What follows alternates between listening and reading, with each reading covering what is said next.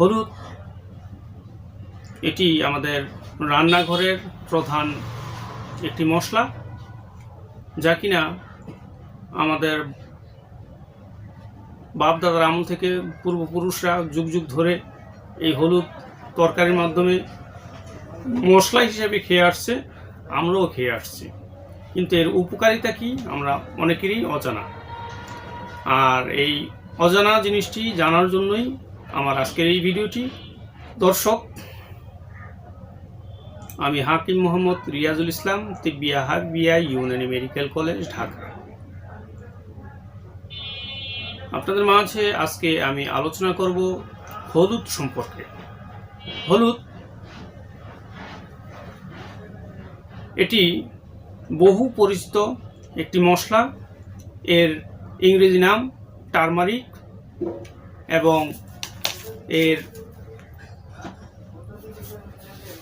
বৈজ্ঞানিক নাম কারকুমা লঙ্গা। মূলত এর মধ্যে ব্যবহৃত যে অংশটি রাইজন নামক যে উপাদানটি, এগুলি ব্যবহার করা হয়ে থাকে।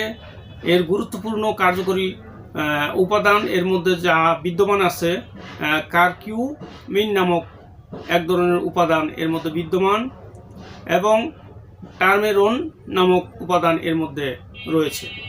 আর বিশেষ করে এই হলুদ সেবনে যে সকল উপকারিতা আমরা পেয়ে থাকি তা সম্পর্কে আপনাদের মাঝে আলোচনা করব। এই হলুদ মূলত ক্যান্সার এবং টিউমার প্রতিরোধক, মানে টিউমার এবং ক্যান্সার প্রতিরোধ করতে সক্ষম এবং রক্ত পরিষ্কার করতে সক্ষম। যাদের বিভিন্ন প্রকারের খাজলি, পেঁচড়া, দাউদ, একজিমা, ব্রণ, ফুসকুড়ি, আর্টিকেরিয়া, বিবর্ণতা, চুলকানি, অ্যালার্জি, ফুসফাসরা ইত্যাদি এতে ভুগছেন এবং মূলত এর অ্যালার্জি জনিত সমস্যায় ভুগছেন, তাদের রক্ত পরিষ্কার করতে এই হলুদ খুবই কার্যকর। রক্ত পরিষ্কার করার ক্ষেত্রে অন্যান্য অনেকগুলো ভেষজ উদ্ভিদ রয়েছে, যেমন নিম, তারপরে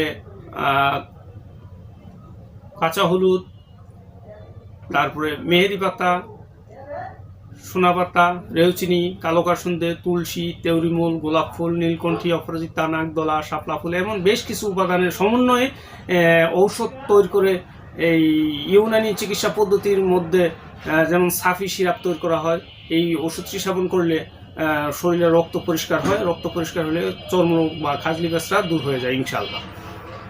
তাছাড়া হজমকারক, হজম শক্তি বাড়িয়ে তুলতে সক্ষম, যাদের হজমের গোলযোগ আছে তা দূর করতে সক্ষম এবং কৃমিনাশক